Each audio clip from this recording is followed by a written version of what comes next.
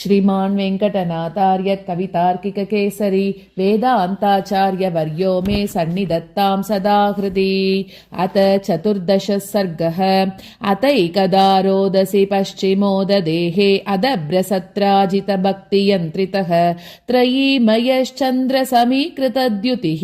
प्रसेदिवान् प्रादुरबुद्धिवाकरः। अनल्पतेजो निधिमप्रमाद्यतां प्रसूतिमिष्टस्य धनस्य भूयसः स्वकण्ठलग्नं द्युमणिस्यमन्तकं महामणिं भूमिभृते वरं ददौ। समुग्रसेनार्तमियेष कंसजित् न वार्यते राजनिरत्नहारिता प्रतीत्य सत्राजितयेतदप्रियं क्वचिन्निचिक्षेप गुणादिके मणिम्। यदेकमेकेन च लब्धमेकतो रसेन रत्नामिषमर्थकाङ्क्षिणा बभूव तद्बन्धु विरोधमादतत् क्रमात् बहूनां विनिपातकारणम्। स्यमन्तकोदन्तविशेषसम्भवां मृषाभिषस्तिं शमयन्नदात्मनः प्रसेन विध्वंसकसिंहघातिनो बिलं ययौ जाम्बवतो बलानुजः। स्तनन्दयोपान्तनिबद्धगीतया ददर्श दात्र्या विधृतं करेण सह धनाश्च भारप्रसुवं दिने दिने मणीश्वरं दर्शितकौस्तुभश्रियम्। जिगृक्षया दत्तदृशं च तत्र तं जरानिरुद्धोऽपि जवेन जाम्बवान् अरोदनीयं विबुधैरपि स्वयं रुरोदनैसर्गिकसत्वरोषितः। मलिं लुचं कञ्चिदिवागतं हरिं वनेचरः प्रेक्ष्य तदर्ह विक्रियः अहेति हस्तं स्वयमप्यनायुधः प्रसह्यतं साधयितुं प्रचक्रमे। अनन्यतन्त्रस्य पितुः पितामहः सुतस्य चारब्धमवेक्ष्य संयुगं समीहितोदर्गमिदं त्वयोरिति प्रबुध्यमानो न निरोधमाददे। मितस्तयोरस्तदयं विमत्नतोः अनायुधं युद्धमपेतकैतवम् अकल्पितप्राश्निकमन्ववैक्ष्यत स्वयं चतुर्भिर्दशभिश्च साक्षिभिः। अरिष्टचाणूरमुखेष्वलक्षितं प्रदर्शयन् वृक्षपतेः पराक्रमं चिरं ददौ युद्धमचिन्त्य वेष्टितो मनस्विनस्तस्य मधुप्रभञ्जनः। प्रकीर्यमाना निजमुष्टिमुद्गर क्षताकृतेर्जाम्बवत क्षतोद्भवैः रराज रामावरजस्य सातनुः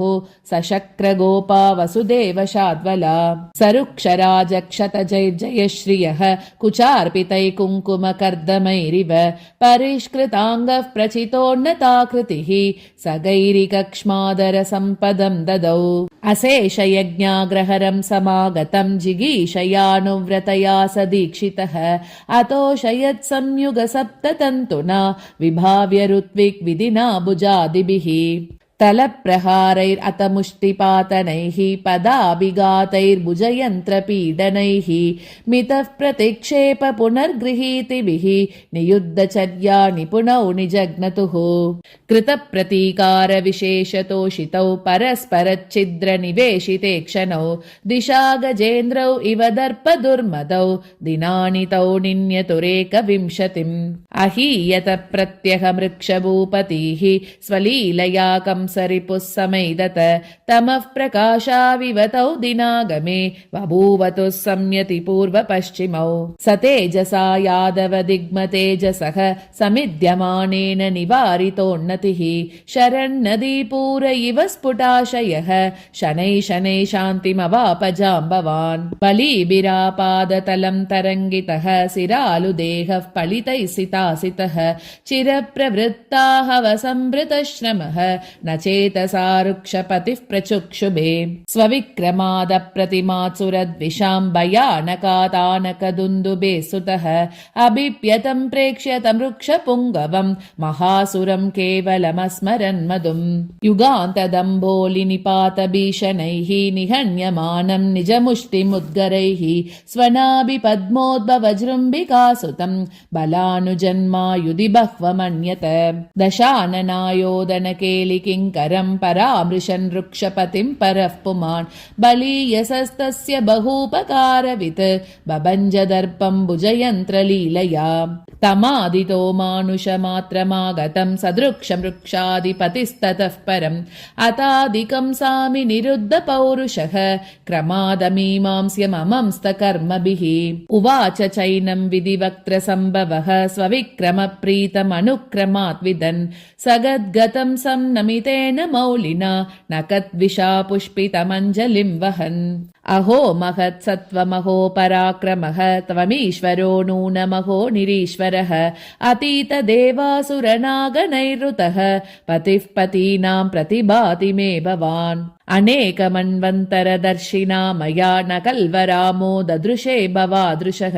निजौजसा नैरृतयूदगातिनम् नियोदयन्यन्निभृतः प्रवर्तसे गुणैरपि प्रत्यवमृश्यते भवान् दशाननाद्यैर्युदिदृश्च वैभवः श्रुतम् मया सिद्धजनादिह स्वयम् गुहाशयः प्राप्स्यति ते गुहामिति वनम् तदेतन्महितम् तपो वनम् गिरिम् च वेद्मि त्रिदिवेश्वरालयम् पचेलिमम् किन्नु तपोबिलस्य मे प्रसादितम् यत्तव पादपांसुभिः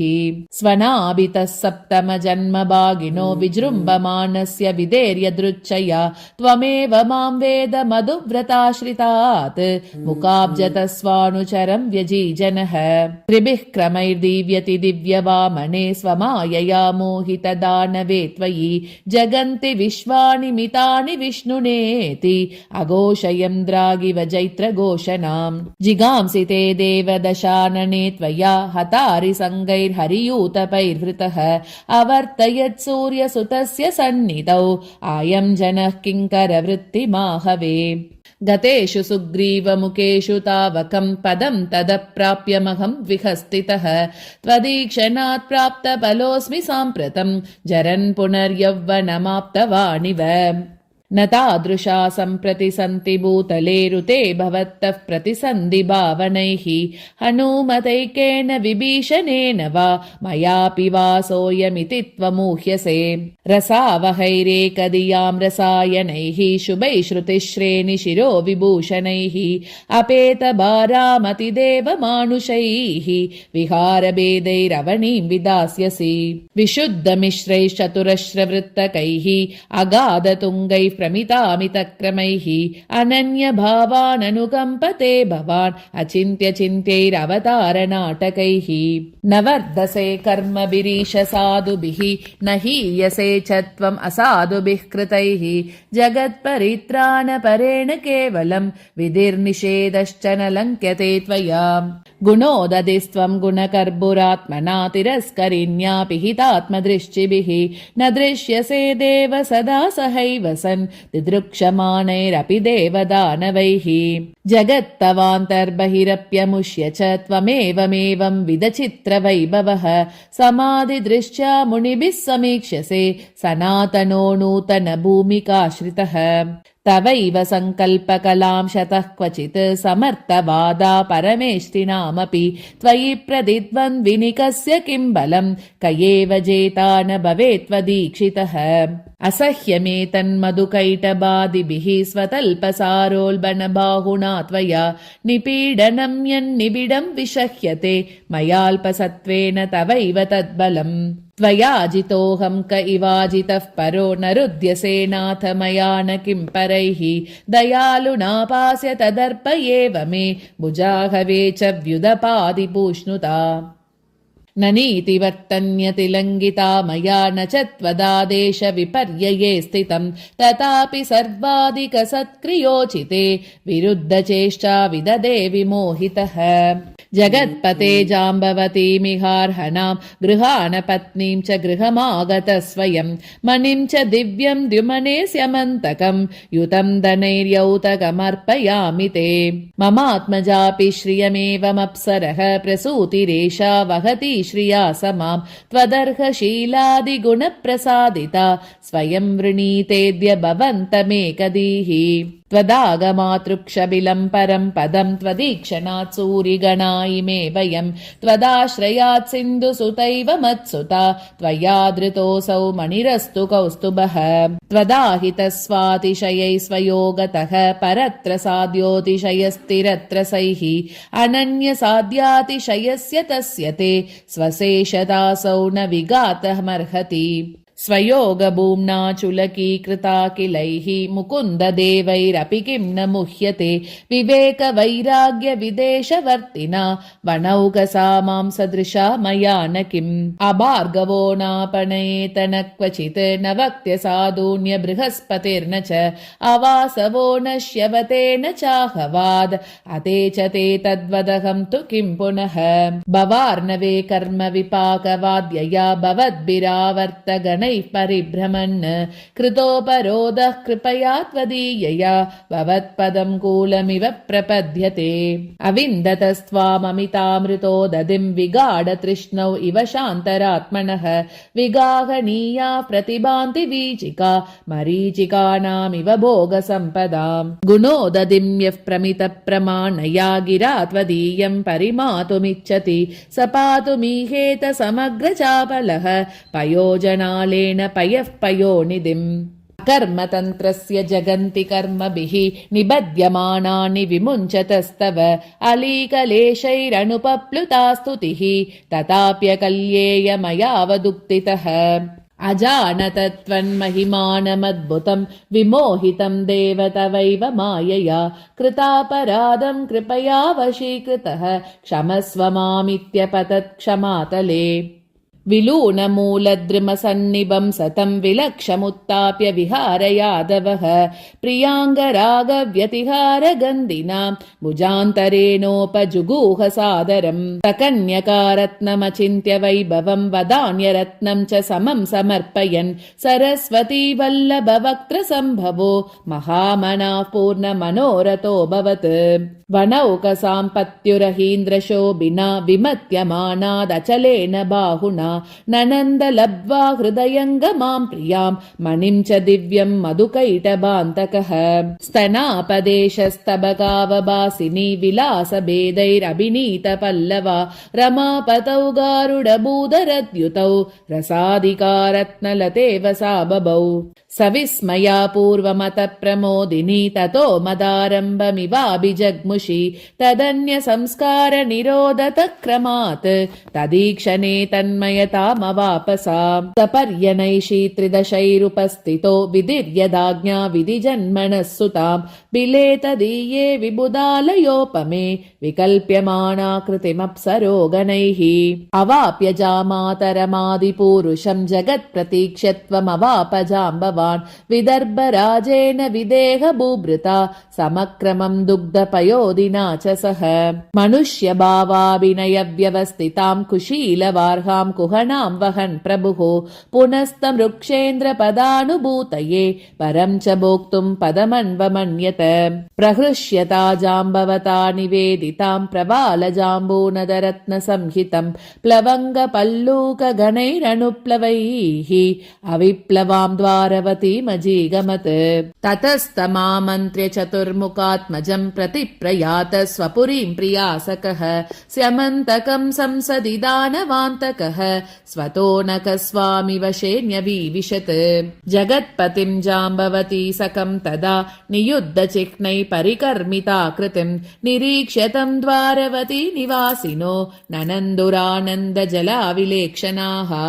अपेतसम्मोहमिवात्मवेदिनं दिवाकरं राहुमुखादिवोद्गतम् अमं स्तनागेन्द्रमिवास्तशृङ्खलं प्रशान्तवाच्यं प्रकृतिर्यदोद्वहम् जिताहितो जाम्बवती निषेवितः सतत्र सत्राजितसात्कृते मनौ स्वचौर्यदुर्वादममार्जयत् स्वयं न विद्यते यस्य न किञ्चिदन्वपि स्यमन्तकस्य द्युमनेरिवत्विषा निमेषमापुः कुमदाकरा इव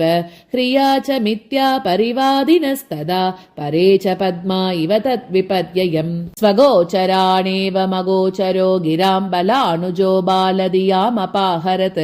रहस्सुरत्यासु चल उपलब्धसम्भवान् अवर्णवादाननगो गुणार्णवः अकीर्तिरारोप्यत कीर्तिरागता यदप्रियं प्रोचुरिदं प्रियाप्तये न कर्मतन्त्रेषु मतेरमोहता न च स्वतन्त्रे स्युरनिश्च हेतवः प्रशान्तकेदः प्रतिलभ्य सन्मनिं जगद्विनेतुर्वसुदेव जन्मनः ददौ दरिद्रीमिव सद्गुणादिकां स सत्यभामां तनयां नयां बुधिः यथा गिरीशो गिरिराजसम्भवां पुलोमकन्यां च दिवौकसां पतिः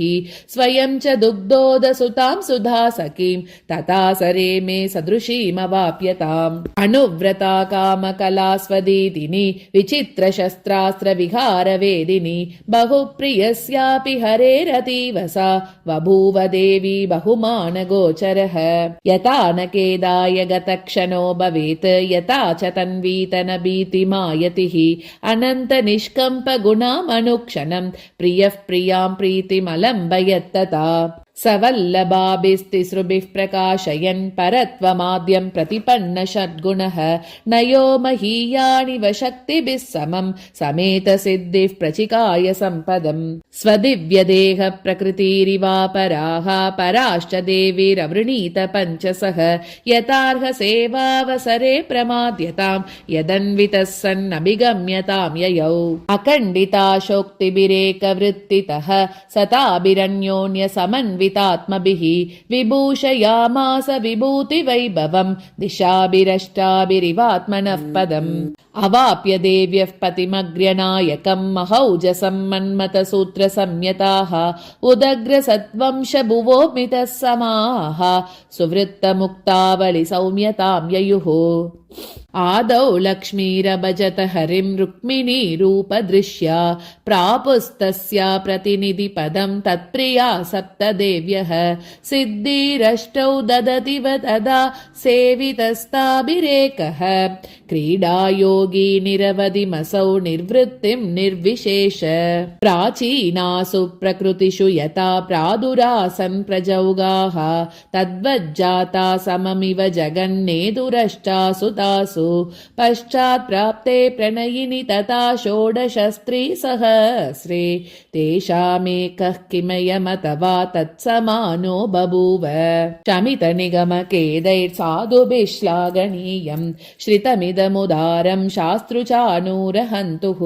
श्रुतमनुकथितं वा शुद्धिमग्र्यां ददानं समतनुत पृथिव्यां शाश्वतं धर्मसेतुम्